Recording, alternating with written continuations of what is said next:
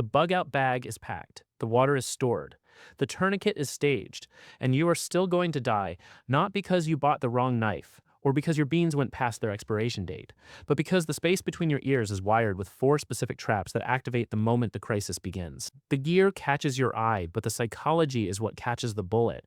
Most people spend 1,000 hours sharpening steel and 0 hours sharpening the lens through which their own brain will see the end of the world.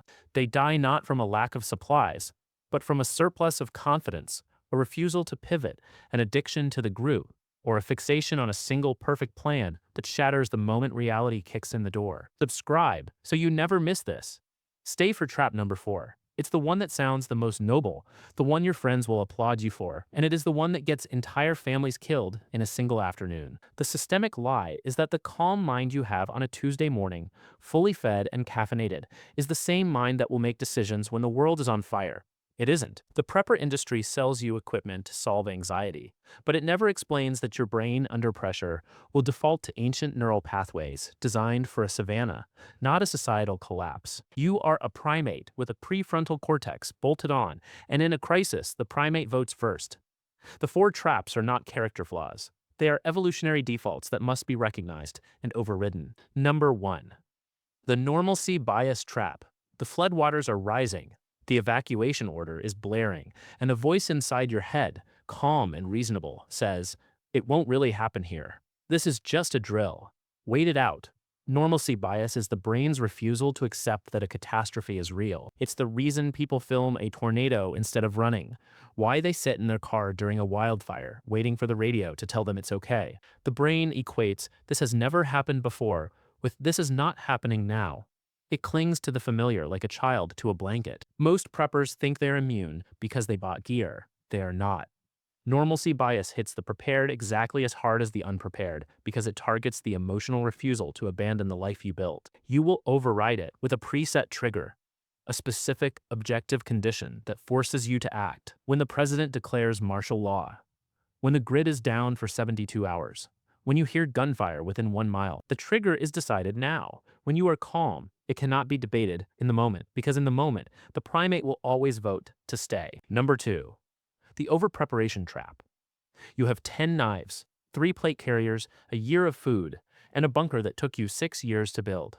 You are invincible until the wildfire melts the ventilation, until the flood you never modeled fills the hatch, until the bunker itself becomes a tomb because you never once drilled a casualty evacuation through a narrow corridor while wearing night vision. Over-preparation is the trap of mistaking accumulation for capability.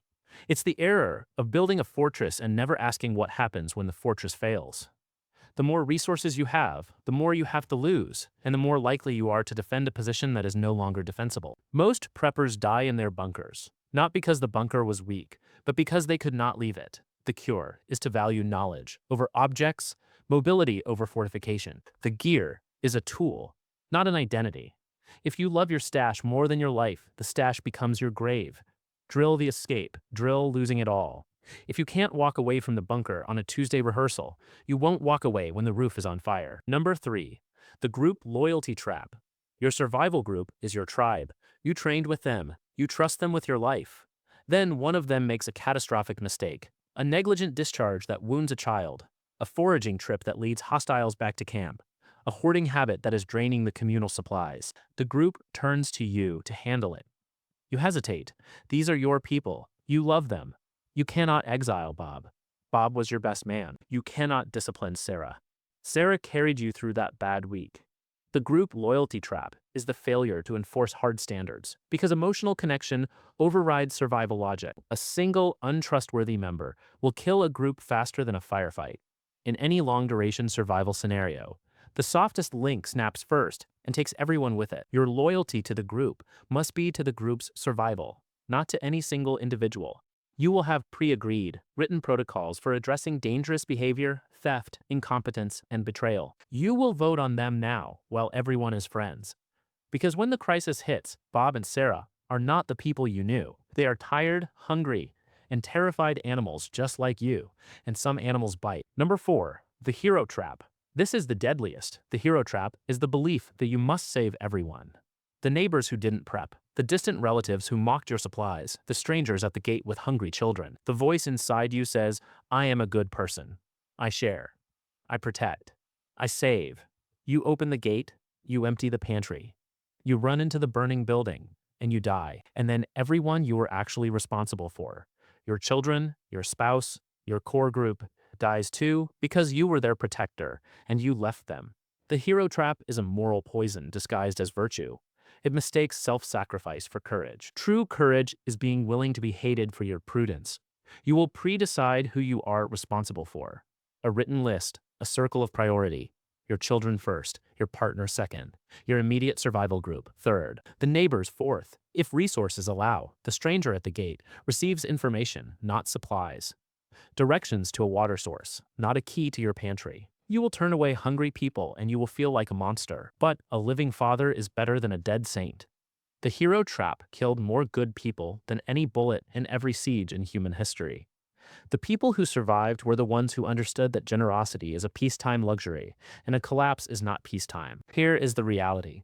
The gear industry and the motivational slogans won't print on a morale patch.